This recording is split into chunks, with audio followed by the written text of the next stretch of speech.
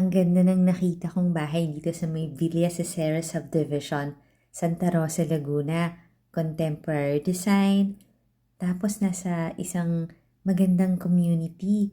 Tahimik, tapos maayos, may garden siya. Meron tong lot area na 200 square meters. Ang floor area nasa 220 square meters. At furnished na siya. Ang lamig pa dito sa loob ng bahay kasi fully air-conditioned.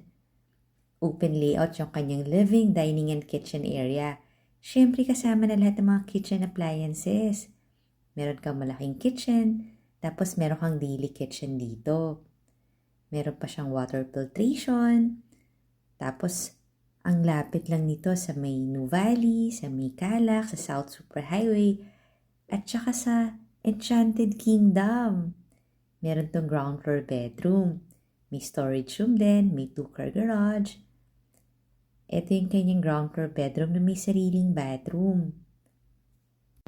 May total of 5 bedrooms itong bahay na to.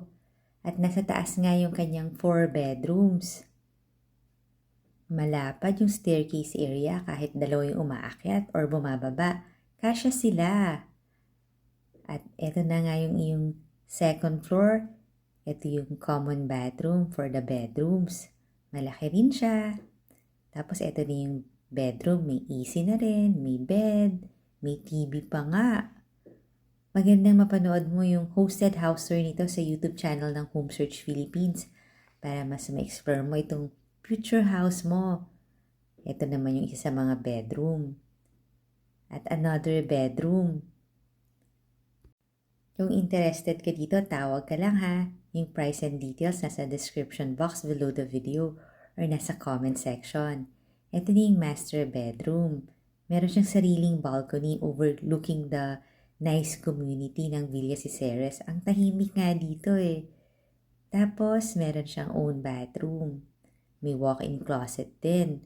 Follow and subscribe ka na ha kasi dito mo makikita ang dream house mo.